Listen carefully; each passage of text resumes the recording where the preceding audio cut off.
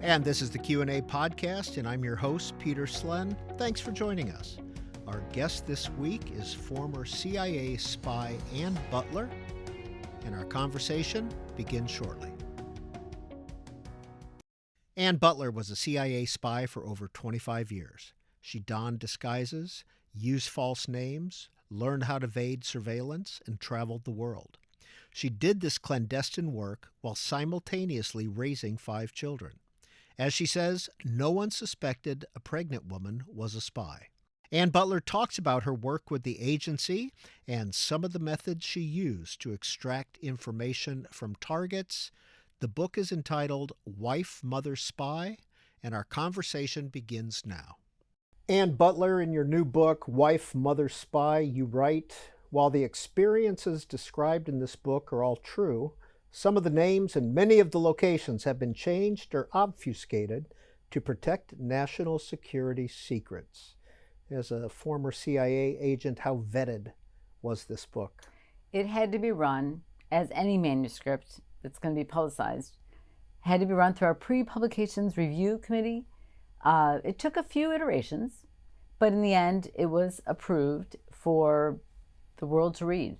But it's important that they take time to review these manuscripts, to review anything that's going to be out there, to ensure that there's no classified secrets, there's no classified information, there's no names of agents or operations. It's the right thing to do. So all the names of the people you dealt with in this book are false? Have been changed. Have been changed. Correct. Have the locations been changed? Some of the locations have been obfuscated, the ones that I could not refer to. For example, Paris. I could speak about Paris, my work in Paris. I could speak about my work in Sarajevo. But the other tours I had are spoken about in regions as opposed to the individual city or country. What if I thought I figured out where those regions were? Could I say them out loud to you? In private, yes, but not on TV, not in written word that's going to be read by millions of people, no. Why did you join the CIA? How'd you get there? I am very, very lucky. It all worked out. Years and years ago, as when I was young, I traveled with my father overseas to Mexico. Spent about a month in the Yucatan Peninsula with him. And what was he doing? He was a professor of geography. Water resources was his specialty. So he was doing a lot of research in the whole peninsula, looking at their water sources and working with colleagues to determine if things were working or not working. And he was using that information in his course, his economic geography course at SUNY Binghamton. That really started my lure of the international world. In addition, he had traveled to Russia, he had traveled to many places around the world, came back home talking about these places. I was young, 12, 13. But then when I went to college, one of the things I really wanted out of the university was a sophomore or junior abroad program. So I found a sophomore year abroad program at Notre Dame. A little unusual because most kids, if they're going to go abroad, spend their junior year abroad or spend maybe a semester. But I spent the entire sophomore year in France, learning about the culture, living with a French family, studying economic, political issues in French. Came back, knew I really wanted to stay overseas at some point, went back for a graduate year in Belgium. Now, my whole interest in working in the international field was cemented. So, came back after Belgium, applied to a variety of international organizations, nonprofit organizations, international banks, and the CIA. Did I know what I was getting into? Not really. I mean, who does? The CIA is not going to explain in detail the kind of jobs they have. It was only once I got in that I realized how valuable and important and critical the work was. So that's kind of a long road, but I got into the CIA and never left. And Butler, this is in the 80s. So what was the application process like? Oh, you can imagine. Long 30-page application that I typed and sent in via the mail. So today it's much, much different. Also today, online, the CIA will describe in quite extensive detail the jobs you're applying for and the work they do. I think it's amazing. The amount of information that an applicant has at their disposal now is incredible. When I was applying, I really didn't know what I was applying for. Even in the initial interviews I had, they couldn't tell me very much. So it was kind of, I was applying in the dark. In the end, it was fine. How long did that process take? From the time I submitted the application via mail, via U.S. Postal Mail, to the time I started work was probably a year and a half. What was the vetting process like to check you out? It was extensive. It still is, and rightly so. They will they'll do a full background investigation. They'll talk to neighbors. They'll talk to friends. They'll talk to friends of friends. And what's interesting, you put down your 3 closest neighbors, your 3 closest friends, but they're not going to talk to those people. They're going to talk to people that live next to that neighbor or near that friend, because obviously you're not going to put down people that might disparage you. So it's quite, one would say, could be intrusive. They're going to ask all kinds of questions of these people. But if you are an upstanding citizen, you don't have to be perfect, but if you aren't committing crimes and doing really bad stuff, you're okay. You don't have to worry about it. After the background investigation, then they go through a whole process of several in-person interviews, lengthy 2-3-hour interviews.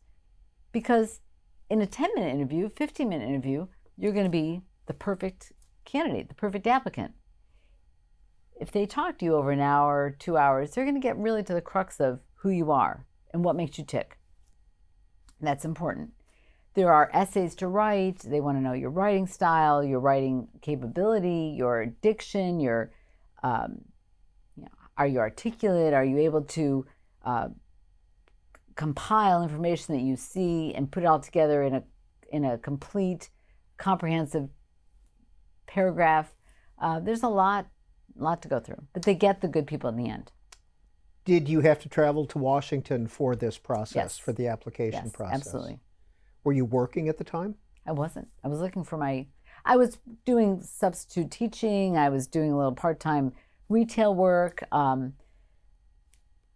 just trying to make a little bit of money. But this was after college when I was looking for my career. So when I was called for an interview, I made it happen. Now, you mentioned your father at SUNY Binghamton. Mm-hmm. Did you grow up in Binghamton? I grew up in the Triple Cities. There's 3 small towns, Binghamton, Johnson City, and Endicott. So I actually grew up in Endicott. Binghamton's the closest. In New York. In upstate New York. Binghamton's the closest town near Endicott that people may have heard of. It was a very idyllic upbringing. Very, back in the 80s in upstate New York, IBM was a big, prominent company in my area. Actually, it was founded by Thomas J. Watson in Endicott, New York. So there was a lot going on. It was a comfortable, vivacious town at the time. And Butler, you tell the story of your mother mm-hmm. in this book. Why did you include? What is that story, and why did you include it? My mom was a great mom. She was always there. She really was she was fundamental to the family. It was always mom knew what was going on. Mom was both my parents were present all the time, but my mom was kind of the crux of the family.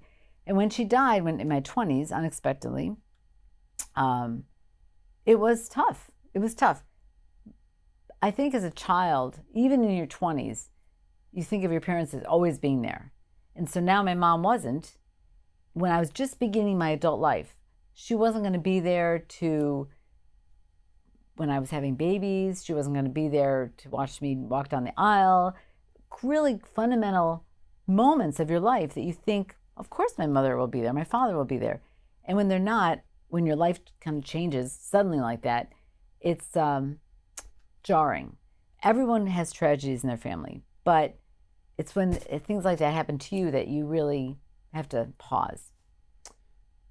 Was it tough to write about your mother, that she was an alcoholic and fell down the stairs? So, yes, Peter, of course it was. It was, my whole memoir is full of real emotional moments. And as I was writing it, before I decided to tell the world, I was writing it for my children because I wanted to leave this legacy for them.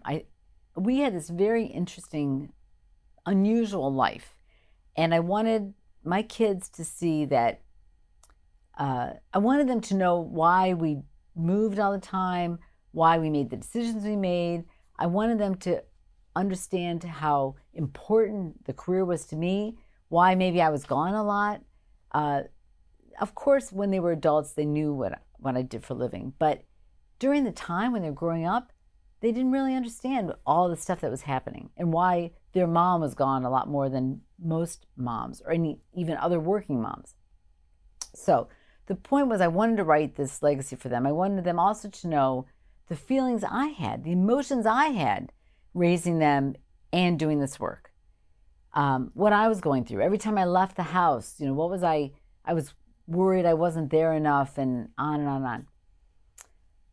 So, however, when I decided to sit down and write the book, there were parts of my life that really led me into this career I had. And part of that was the way I was brought up. And also the way I acted as a mom, and the way I was a mom, what I did, what was important to me was because of my parents. So that's how I started without making it all about my upbringing. I wanted my kids to know the importance of my mom and dad. They never met my mom, obviously, but they did know my dad, and they knew how important he was to me. So I think any of us, the way we're brought up and the influences that we get from our parents does, in fact, determine who we are as citizens or as parents ourselves or as professionals. So I wanted that to it was important to weave that into the story. And Butler, what was the spy training process like? What did you learn? Oh, from the very beginning, we would tell ourselves, how could we be having so much fun and getting paid for it? I mean, it was amazing. So we would be out in the woods, for example, learning night navigation, foraging for food in the woods. This was during our first initial training in the agency.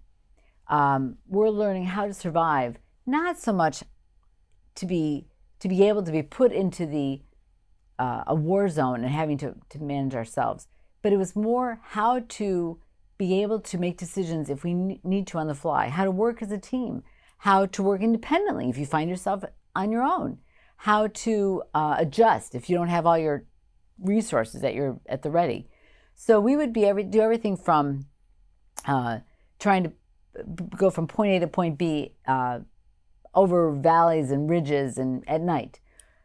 That was one part. Then we had the weapons training. We had weapons training at the very beginning of our career and consistently throughout our career when we needed to requalify. So you had to be able to shoot a weapon when needed, where needed, if it was essential. We also, of course, then there was how to write a good cable, how to write good communication, how to write good briefing points. Writing is essential in our job. We collect intelligence from our agents, but if it's not written up so that somebody can read it and understand it, what's the point? So the writing is very, very, very critical. So there's the writing, there was the working out in the field.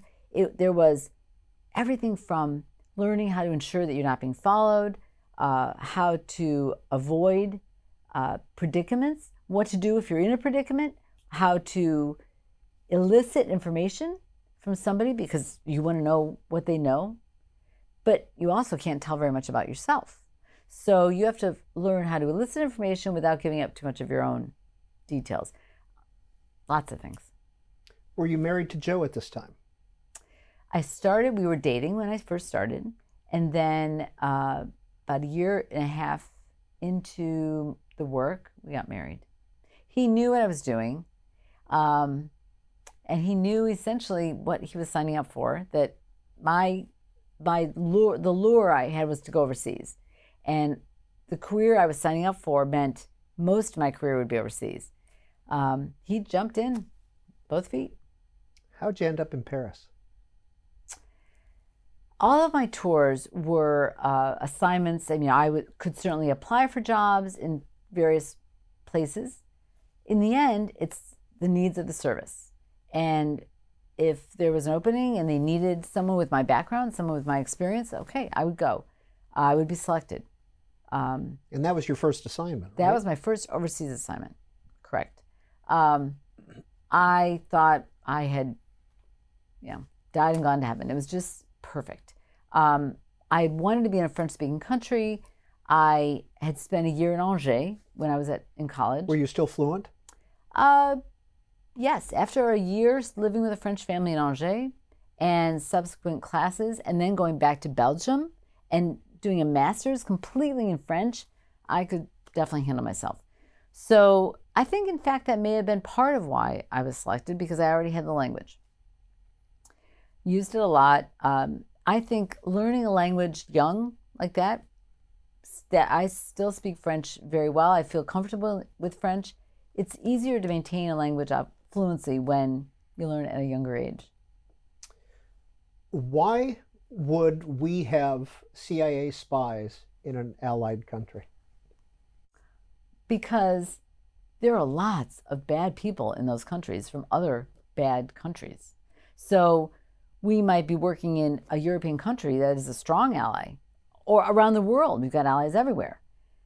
But there are the rogue nations that also have people there.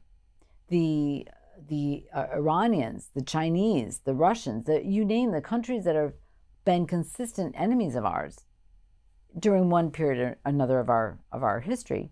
Well, they're going to have diplomats there. They're going to have people there. Those are the people that we target. Were you working out of the embassy? I was. Did the people at the embassy know you as Ann Butler spy, or Ann Butler? No, most of them did not. What did they think you did? A State Department diplomat. Oh, okay. That was our cover. And generally, the people, the real State Department officers, they knew, obviously. They know who's in their own office. But they also knew to protect our cover. So we would be out at functions or parties or lunches with our State Department colleagues, and they would maintain our cover. If there were other people there who didn't know where we worked, maybe random people from random Americans that were there in the country for other reasons, not working at the embassy. So they, as colleagues, everyone watched out for each other. And C-SPAN's Q&A podcast continues in a moment. Ann Butler, how do you develop contacts? The contacts that I want to recruit for intelligence? Sure. All kinds of ways, Peter. That's a huge part of our job, to look at what's out there and find the people that have access to intelligence, access to information that would be of value to our policymakers. That's the whole point of what we're doing, is to gather intelligence from human intelligence to then pass to our policymakers so that they can make the right decisions. How do we find that? It could be, I'm standing in the grocery store line and I start talking to somebody at the grocery checkout line, and I find out that they may be of somebody of interest. They may be a foreigner who has access to somebody at their embassy, or somebody who's working in a corporation that might have ties to something of interest. It could be at a school barbecue. I'm with my children. We're having a great time. I've run into the parents of a friend of my child's who happened to be diplomats at an interesting embassy. Start talking to them. It could be a contrived location not contrived location, but somebody that we learn who has interest or has potential access to intelligence, who's going to be at a seminar or a presentation or a speaker series. So we contrive a reason to get to that speaker series and bump them. Or it could be somebody that our headquarters targeters find. There's somebody that they've been monitoring. They find out that this person is in this country or might be traveling from point A to point B, and we contrive a bump with that person on the plane. What's a bump? In meeting somebody, running into somebody intentionally. But seeming to be accidental. Correct. Give us an example of how you did that. So, Peter, you are somebody I've spotted. I think this individual, you have access to intelligence. I don't want you to know that I know where you are or that I know anything about you. So you're traveling to a conference from this particular country to that country. I know also, because we have our ways of determining all kinds of information, that you're going to be on a particular flight at a particular time in a particular seat. So I will either use other contacts that we have, and I will get a seat coincidentally right next to you. We're sitting together on the plane. I start up a conversation with you, Peter.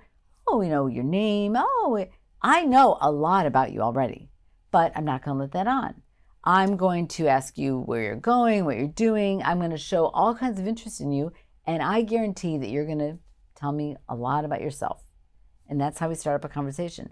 Before we get off the plane, I bet I can get a follow-up meeting over coffee with you the next day, 2 days, when you return. It's an art. It takes time and effort and preparation. My preparation involved getting to know you, understanding everything about you before I actually sit in that seat. And then I also have a plan as to what I'm going to do next and how I'm going to get you to meet me next. How common was it to have women spies in the 1980s? There were women in the agency, absolutely. The difference was that there weren't that many women who stayed in the agency and worked their way up in management positions and then had a big family. That was the difference. And that is the crux of my memoir. To do a really crucial job, critical job, interesting job that required a 24/7 obligation, traveling here and there at the whim of the bosses, and having to give birth over and over and over again. That is the difference. You're not going to find, even today, Peter, not very many women who rise up the ranks and have 5 children, if any. Well, let's go back a little bit before we get too far away. When you moved to Paris, there were 4 of you going over. 3. Well, and a dog. And our Adrian dog. the dog. Yes. Joe, Anne, Claire, and Adrian the dog. What was that process like? And where did you live in Paris? Anywhere you wanted? So the move itself, ironically, interestingly, it was crazy. A lot of stuff going on, a lot of moving parts, packing this, packing that, getting Claire ready. Fast forward to the 5 kids, and we did the same thing, and it all went smoothly. So I think your mind and your ability just increases with the necessity. So at the time, it was kind of crazy, but we're going to Paris. We're going to this incredible spot to do, in my case, an incredible job. I have an incredible job working at the embassy. Joe has an incredible job. He found a really great job with Booz Allen. He was working with Booz Allen in Washington, and through he worked hard to find another position at Booz Allen in Paris, and he did that. Then we had this little girl. Then we had our dog. So we are anybody at the embassy, any diplomat is provided housing. It depends on the size. Assigned housing. Assigned housing. It depends on the size of your family, obviously. And in part, it just depends on your rank and what's available at the time. We didn't find it. We were given a place. It was a dream-like apartment in a very established street with a view of the Eiffel Tower outside our windows, outside our floor-to-ceiling windows. Small apartment, but the location was amazing. And we would walk down across to the Champ de Mars Park under the lights of the Eiffel Tower and take walks with our little girl and our dog. The funniest thing about that place was it was the old Haussmann building, 1900s era, and the only people that lived in that building were very, very wealthy Parisians and older, wealthy Parisians. Then we had this young family move in, kind of a goofy family with a dog that, was making lots of noise in the elevator, and a little girl. We were just, they couldn't believe that we were moving into their building. We couldn't believe that we were moving into this building, but it turned out great. The people that we met in the building were wonderful. Life was wonderful. We were in a great place in a great city.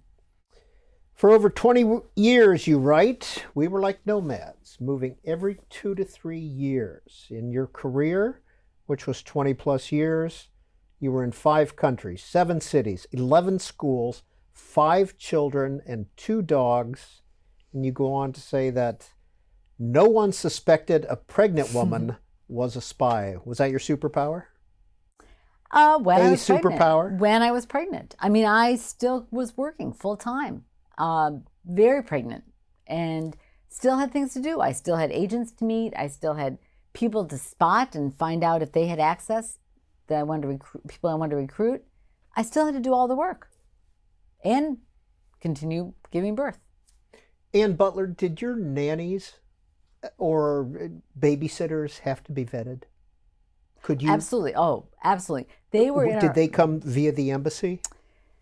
Some, but they would be people who were recommended, because the important thing for a nanny was that they were going to be good with our children, that they would be able to communicate with us, and that they would be good nannies.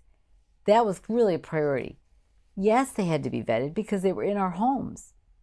And they might be in our homes, they often were in our homes without us, without me. So they absolutely had to be vetted.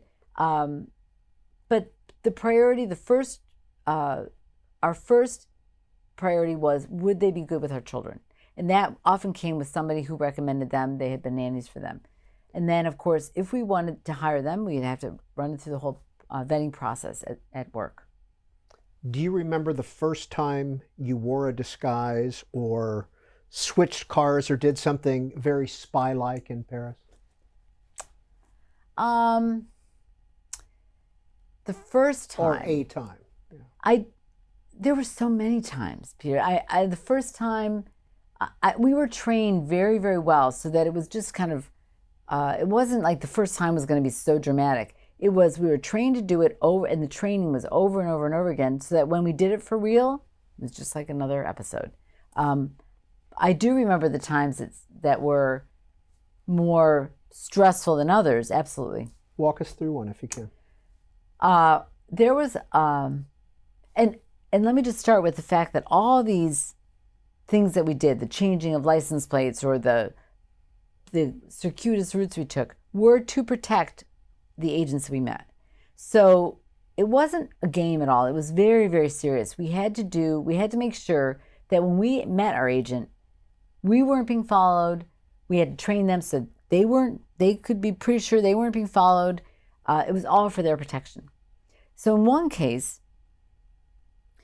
I was meeting the individual in the country I was living. I was meeting the individual. He was coming from another country. Was this Tawfik? It was. Okay. And he was coming in for all his own business purposes. And when I met him, it was at night, of course. Most of my meetings were at night, late at night.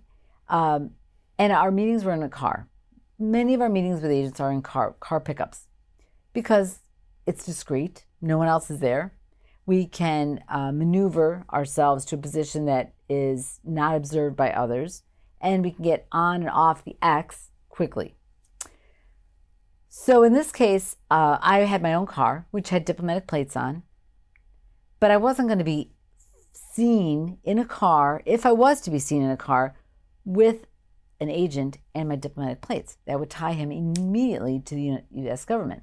So I had to facilitate a location where I could get out of the car, change the plates to local plates, meet him again a few yards, a few meters down the road. He gets in, we have our meeting, he gets out, I change the plates back, and then I go off to my house.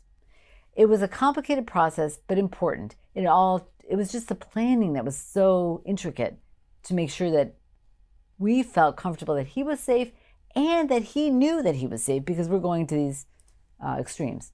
I want to show a little bit of video. This is Jana Mondez, former head of disguise at the CIA.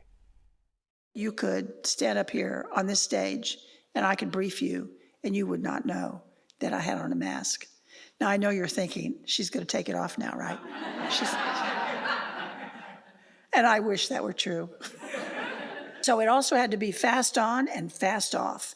You had to be able to put it on in the dark in a parking lot with no lights and no mirror.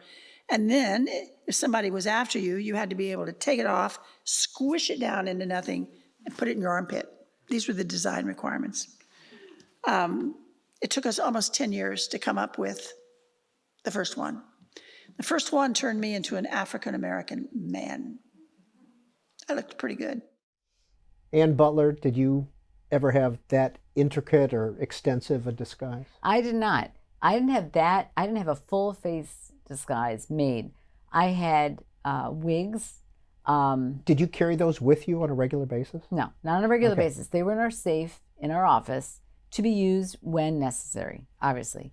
It's very classified. As you heard, it takes a long time to create the perfect disguise, or a disguise that is very wearable, doable, believable. There are full face masks that some of my colleagues needed for various places, depending on where they were serving.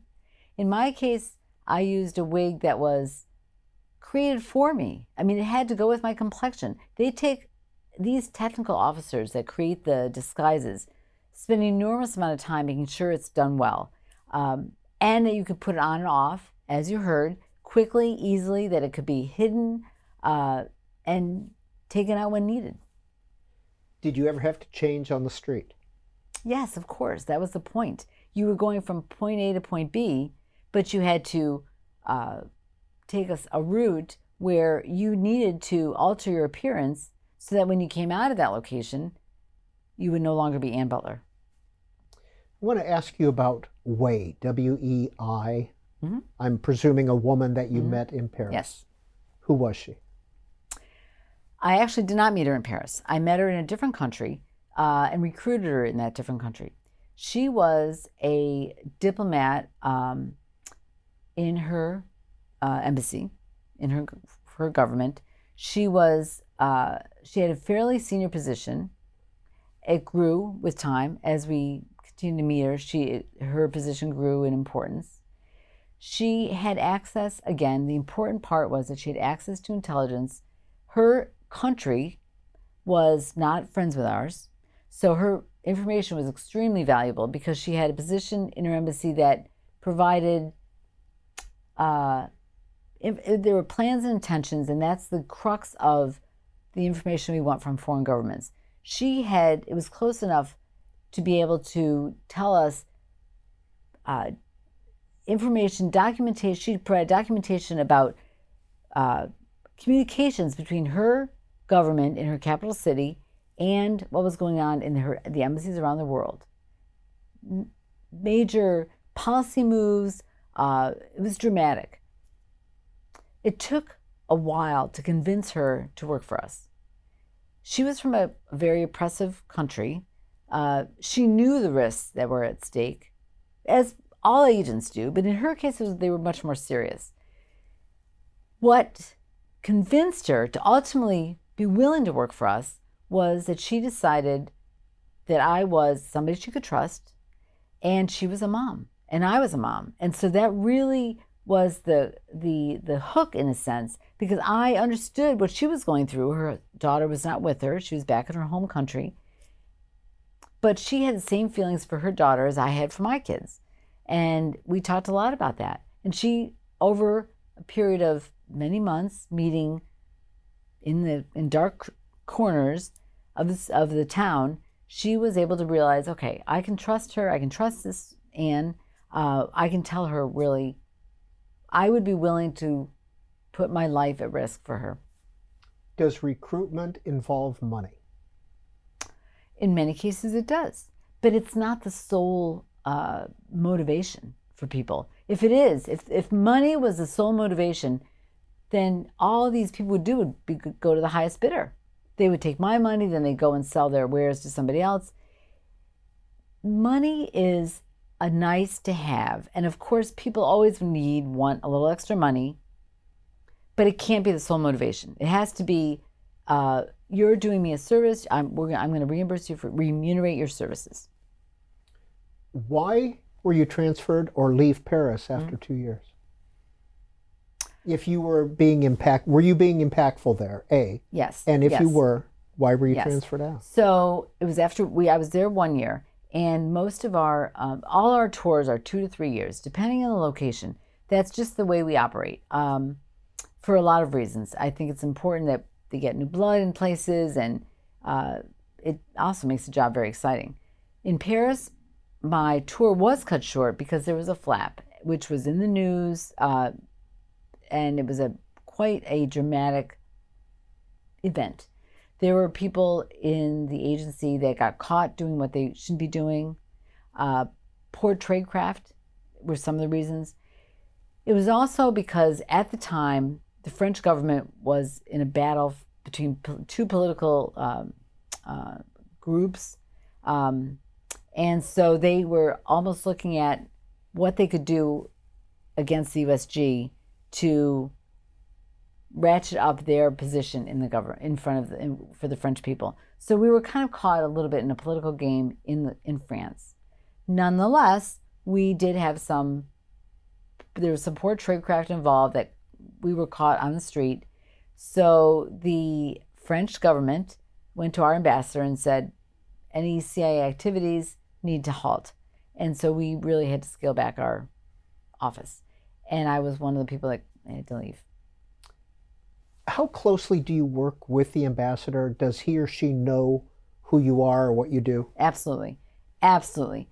The ambassador is the representative, the U.S. government's representative in that country. They absolutely have to be in sync with our chief, our office. In every country, the chief of our office will meet regularly with the ambassador. Tell the ambassador what's going on.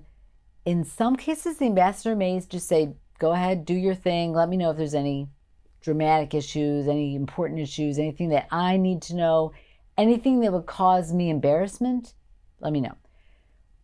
Or there are ambassadors who say, I want to know everything. I want to know every operation that's going on in my area of operation. Okay, we abide by that. Whatever the ambassador wants, that's what we do. But there's a very close connection because the ambassador has to be able to approve, understand, know what's going on in their territory. By the time you left, Kyle was on his way, right? Left Paris, yes. Yes. Tell us about Kyle. So he second born, he spent a lot of time with us overseas, obviously. Kyle is a great kid. He is very mature he's now an adult, he's in his late 20s, but he's very mature, understands what's important in life, understands the importance of family. He's devoted to his siblings, devoted to me and his dad, my husband. He makes friends easily, which does cause some consternation when he has to leave. Throughout all our tours, he's made great friends. And after 2 or 3 years, you can imagine, it's tough for these kids, my kids, it was always tough for them to say goodbye, not knowing if they were going to see these people again. An aspect of Kyle and the other kids as well is that they have stayed in touch with people from years past, from around the world. And what's so neat to see and heartwarming for a parent to see is these kids who are now adults reaching out to friends when they're passing through a country and they call up an old friend, they get together. Or someone's passing through the States and they get together. That's kind of a factor of our life with all the kids and with myself and my husband. We have friends around the world. And whenever we're in some vicinity of each other, we get together. And so Kyle took advantage of that. And Butler, how much of your work could you share with Joe, your husband? Joe, of course, knew where I worked. He knew CIA. He knew CIA, absolutely. He knew what I was trying to do, collect intelligence. He knew when I was talking to somebody that I was trying to find out what they knew so that I could learn it and pass the policymakers. When we were at diplomatic receptions, he was right there by my side. He knew why I was there, what I was doing, but he never knew who I was meeting with when I was out at night. He never knew what I was discussing with these people. He never knew what I was discussing at work. He obviously never knew about the operations that we had planned, but he knew how important the mission was as a whole, as the American people should know. I mean, he knew that it was important what I was doing, that it was important to me and it was important to the country. So he 100% supported it. He didn't ask where I was going when I was going out at 11 o'clock at night, or where I had been when I came back at 2 in the morning, or where I was if I had to go several days to a different country. He didn't say, okay, make sure you call and check in. He knew he would have no contact with me, and he was fine with that. So he knew the important parts, but not the details. And C-SPAN's Q&A podcast continues in a moment. Now, just looking back, we're talking now 80s, 90s, correct? And into the 2000s. But you weren't necessarily tracked by your colleagues at that point, correct? Because the technology wasn't there. You were pretty much on your own in many cases. Is that correct?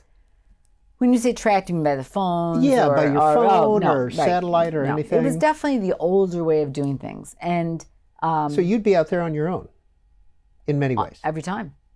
We always worked on our own. And having communications now is a real hindrance, absolutely. I would not have any phones or communications, and it was easier that way because I knew I wasn't going to be tracked, and I had to rely on my own wits. I couldn't call somebody for help. Something happened, there was a delay or a train delay or a car broke down. You had to take care of it yourself. You couldn't rely on calling somebody for help. Now things are different. I think the way technical surveillance has exploded, there's smartphones, smart everything, smart the biometrics, the technical capabilities that the countries have now to track you, it does inhibit operations. So you're having to figure out how to operate in the gap, in the black, when you're not being watched. How often is that? You've got cameras everywhere. So you have to find that spot where you're not observed, or find ways to obfuscate where you are. It's not easy. So your train is late. You missed the meeting. Do you have plan B and C? Yes, absolutely, Peter. It's all about preparation. So we have a plan in place to meet Agent A. And that agent knows if I'm not there, you can't make it, here's our plan B. It'll be a different time, maybe a different day. That meeting doesn't take place. There's another plan C. If everything goes to hell in a handbasket and the country falls under a coup or all communications are down, there's a plan to meet, we call it a universal communications plan, where every Wednesday, the first of every month, we will be at that place until you're there. So even if the country doesn't exist anymore, there's going to be a place to meet. There's always a plan. It's all about preparation. So in many cases, when I was apprehensive, something was going to happen, there are examples in my book where things weren't always going according to plan. I knew, yes, it would be a little complicated to miss a meeting for them and for me, but there was a plan in place. So it wasn't going to be a complete disaster. With the technology the way it is today, are we relying more on that and less on human intel? And is that harmful in your view? I think there will always be technical collection of intelligence. I'm sorry. There will always be a collection of intelligence through technical means, through satellites, etc. Absolutely. But the human interaction will never go away. The importance of human intelligence, where I'm talking to you and pulling out what's in your brain, what your thoughts are, what your emotions are, you can't get that from satellites or any kind of technical collection. You can maybe get what you're writing down if we see that. But what are you thinking, Peter? That's what we're going to pull out. And that's what's important. So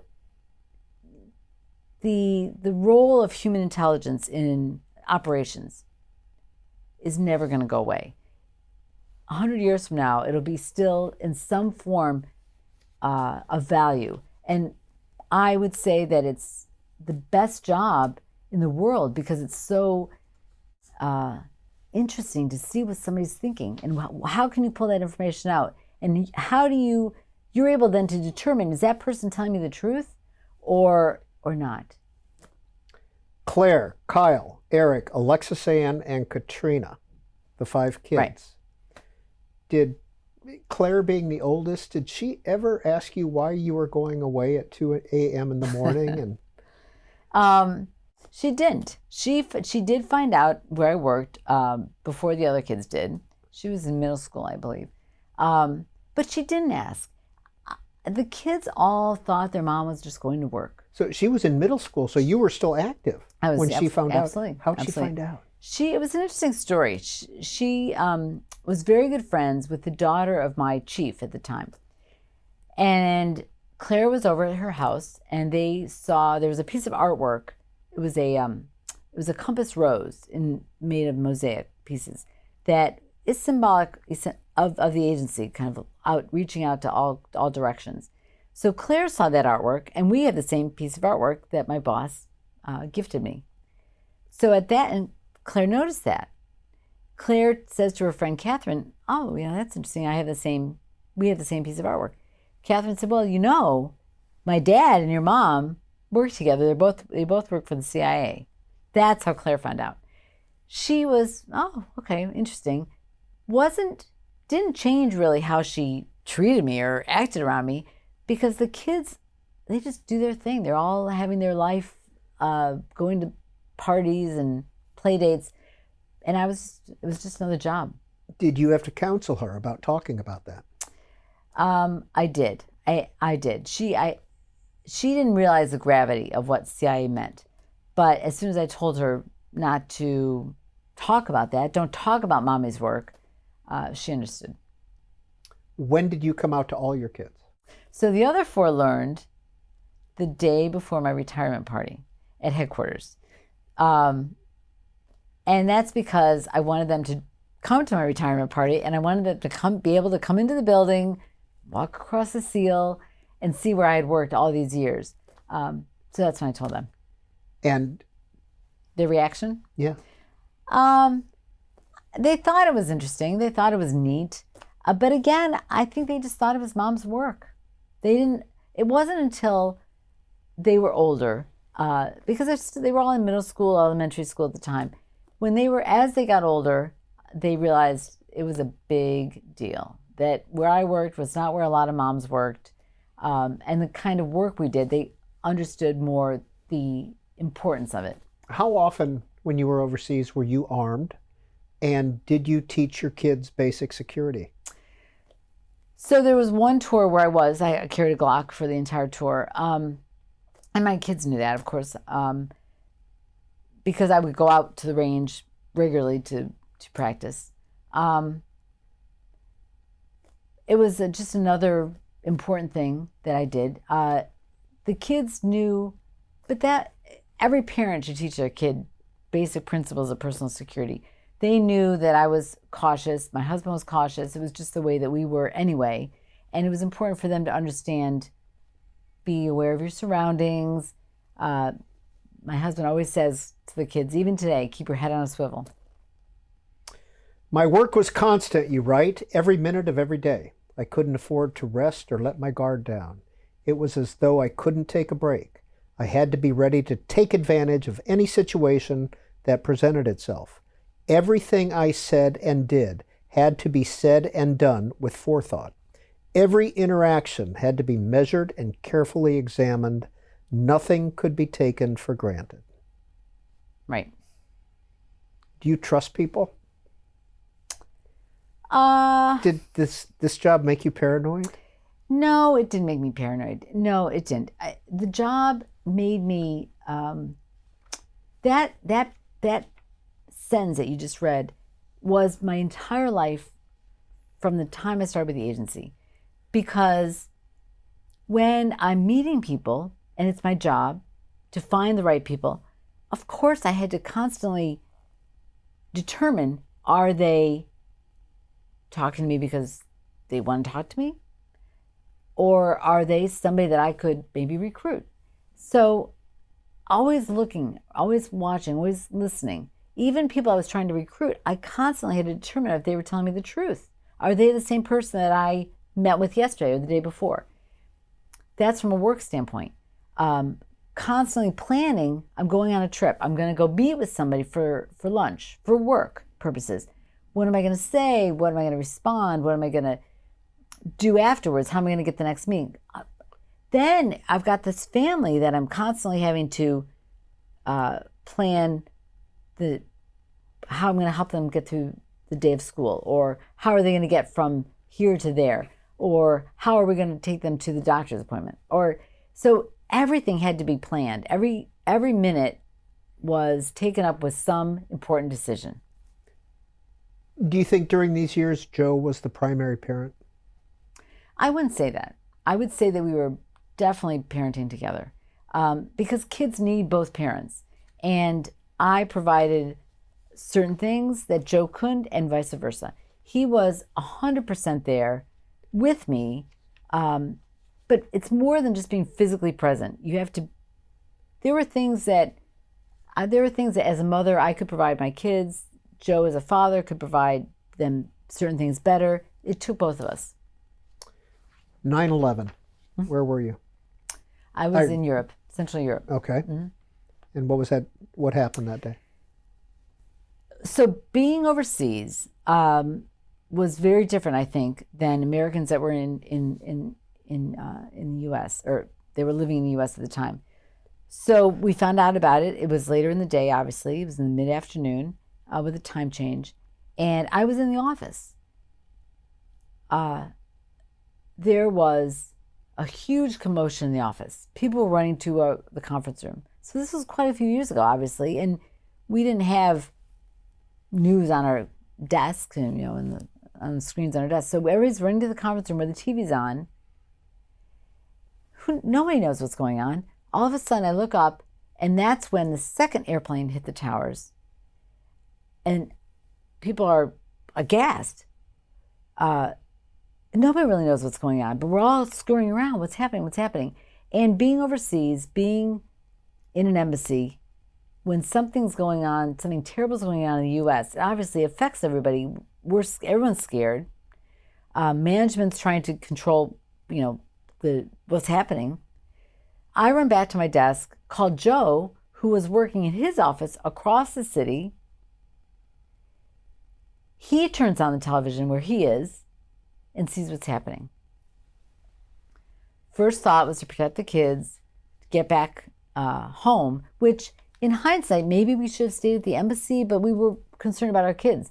We go back to the school, we get the kids out of school, we get to the house, and then things start, all the news, we're looking at the news, watching the news.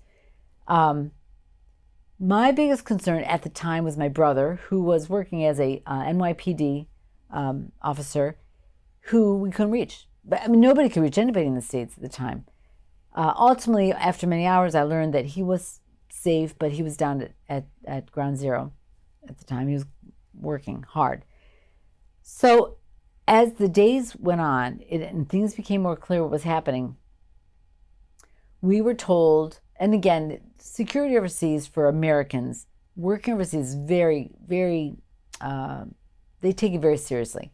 And of course, we had the Marines that were surrounding the embassy that were protecting us.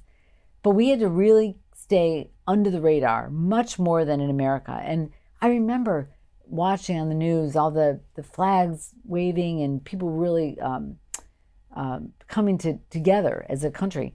But overseas, we were told to just be cool, chill, because we didn't want to highlight that we were Americans.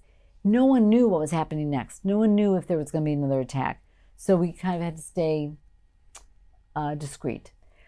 Over time, the school, we were at an American school, again, being overseas, they put guard dogs at the front with soldiers with AK-47s for protection. It was an incredibly intense moment personally. At work, all hands on deck to try to find out who the perpetrators were and to counter and to be certain there weren't going to be any other attacks. That was the big concern, obviously. Where would it happen next? Would it be overseas? Would it be in the U.S.? So every CIA officer everywhere, and analysts and case officers, everyone, we were all focused on looking for who the perpetrators were and what would happen next if anything did. Back to your book, Wife, Mother, Spy. We strive to raise our children with the proper morals, to know right from wrong, and to always tell the truth. Yet my profession required that I lie when necessary. I had to be able to lie with confidence and conviction, to be deceptive, to skirt the truth. I also had to know when it was acceptable to lie and be able to understand when it was entirely wrong to do so.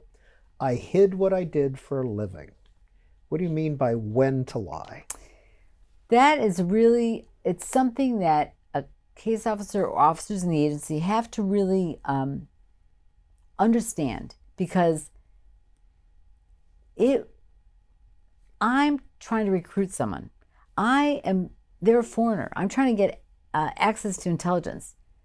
I'm not going to tell them my real name if I don't want to, or if I'm working an alias, for example. Is that lying?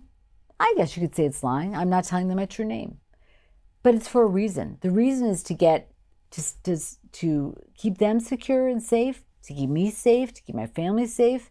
And is that important that they know my real name? No, of course not. Do they need to know details about my children? If I'm asked, do I have children? I may say I do. I may say I don't. The lying is going to be a means to protect myself and to protect my agents. That said, you never lie to your colleagues, to your family, your spouse. I mean, that goes without saying. I mean, you have to, that's the limit. And people have to know where to draw the line. If it's for work and work purposes, dealing with agents, okay, you can skirt the truth. You can say you're going here, but you're really going there. But with your family and with your colleagues, it's not negotiable. Would you do it again? The job? Oh, absolutely. The same way? All the kids, all the moves? Absolutely. Now in hindsight, looking back, gosh, I was so lucky. I had this incredible job that was exciting and interesting and important and selfless, really, serving my country. And I had these great kids, a great family, seven of us. We had a blast going here, going there, sitting around the dining room table every night, laughing, having a good time, planning what we were going to do next. And then the next morning, I'd be having this great job again. Who can say that they had this great life, two really important things going on, raising a family and having this critical job? I would absolutely do it again. Ann Butler is the author of this book, Wife, Mother, Spy, An Extraordinary Life Filled with Ordinary Days. Thank you. Thanks, Peter. And thanks for joining us for the Q&A podcast. Next week, our guest is Peter Navarro. He's worked on trade issues in the first and the second Trump administrations, but his book is entitled, I Went to Jail So You Don't Have to. It's about the 4 months he spent in prison due to contempt of Congress charges. That's next week on the Q&A podcast.